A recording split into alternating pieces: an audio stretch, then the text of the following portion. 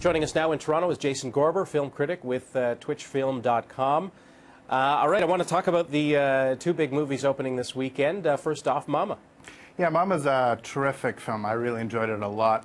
The trailer makes it look incredibly scary. It's much more of a mood piece. It's executive produced by Guillermo Del Toro, who's sort of becoming a name known for this sort of thing.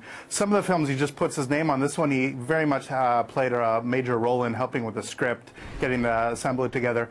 He told me in a very extensive interview I have up at twitchfilm.com that he gets about 50 to 100 short films every year. This was one of them that really piqued his interest.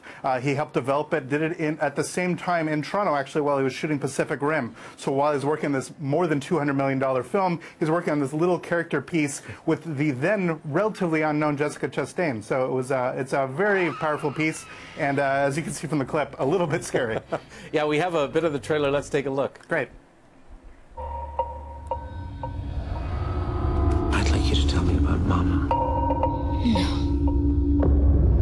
What's wrong? I don't want you to get hurt. Nothing bad's gonna happen to me. You can't do that.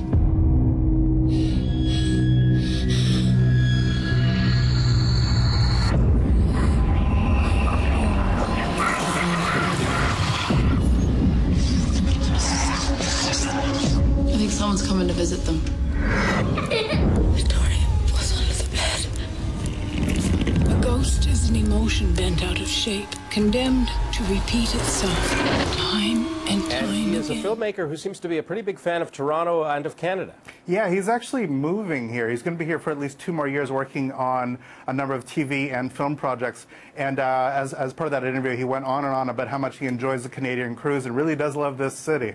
So it's great to have somebody world-class like that actually choosing to live in this city. Okay, second clip, we're going to look at a film called The Last Stand. Yeah. Let's look at this one. Who the hell are you? I'm the sheriff. Behind you, roof next to the diner. Cover me, guys. Yes, sir.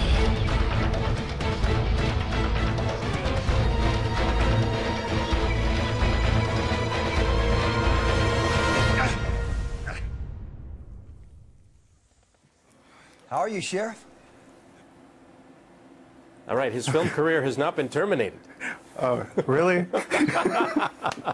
So here's the deal. This is an R-rated action film, and you've seen a lot of action films recently from Schwarzenegger and Stallone sort of doing secondary parts. What's fantastic about this movie is that it is not a rip-off of 80s films. It just is an 80s film. It unapologetically goes for it. Unfortunately, nobody is seeing this movie. The marketing on it has been absolutely terrible. I think it was 4th or 5th on the list.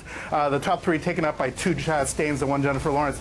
But honestly, this is the English language debut of a terrific Korean director, Kim Ji-woon, who's taken the genre of 80s films and just goes for it. Schwarzenegger has one-liners that are actually organic to the plot. It is just a heck of a lot of fun. It's a film that is stupid but doesn't make you stupid for watching it. It's as simple as that. It's a terrific amount of fun, and it's really too bad that people just aren't going out to see it. They really should. Why is that? Why aren't they seeing it? Again, this is a classic example. A lot of critics have responded quite well for it, realizing what it is, but the marketing has been terrible. It looks like yet another line in a string of really bad films. Expendables 2 was just awful. That completely traded upon, oh, look at me, I'm referencing a whole bunch of 80s movies. This film is just terrific. It's got some good shootouts. And again, by the end of it, when you have Schwarzenegger hand-to-hand combat with a guy on a bridge, you're like, you go for it, you earned it. It's just, it is absolutely a comeback worthy of what his previous films are. And the best thing about it, 10 years from now, people will look at this film and go, oh yeah, actually that was pretty good. Why didn't I see that at the time? So. A lot of people seeing the Oscar-nominated films, Right. and they certainly earned their nominations. Which of the nominees jumped out at you? Well, I've been going on about Silver Linings Playbook since TIFF.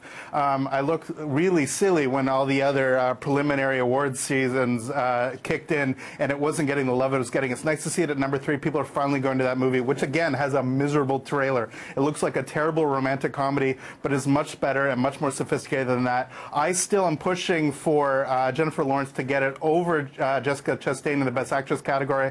I think that can absolutely happen, and given the weight of Harvey Weinstein Weinstein behind it, I think we actually might see that film do much better than even some people are predicting. Lincoln's still the front runner, I think, but Silver Linings Playbook has a really strong chance of Best Picture. And you're waving the flag for Skyfall as well. Skyfall wasn't a particularly terrific movie, but the cinematographer, Roger Deakins, has been nominated 10 times. This is a guy that has shot some of the most beautiful and amazing films ever done, and he has yet to win an Oscar. If for any other reason that, for love of God, while the guy's alive, give him his award, he should do that. Skyfall is by far the most beautiful looking out of any of the James Bonds. And for the guy that shot most of the Coen Brothers films, including No Country for Old Men, I, for one, want him to get his trophy while he's still around to enjoy it. My vote absolutely is Skyfall for Best Cinematography. I made a mistake here. I was supposed to bring in Jennifer Lawrence. She was on Saturday Night Live last night. Let's take a look at that. Great. And the winner and host of this week's SNL with the Lumineers is, I knew it, Jennifer Lawrence. Yes! First the Golden Globe, now this? I don't even know who to thank. Wait, don't play me off. Don't play me off. Wait. I don't want to go. All right, she's going to get a better treatment from the Academy, maybe? I don't know. Well, she might. So she started off her monologue actually taking digs out of all her fellow nominees and then sort of walking back for it. I think she's incredibly charming in this film. And what's tremendous about it, as I mentioned, Harvey Weinstein, the Lumineers were actually, the band on SNL were the band from the trailer. So if you talk about cross-promotion of your film and getting people really interested, get her on SNL, get the quirky indie band to be the musical guest, and get her name out of that. I think it's a lot of fun. Absolutely. Jason, that's all the time we have, but thanks a lot for all the insight. Have a good week. Take care, Scott.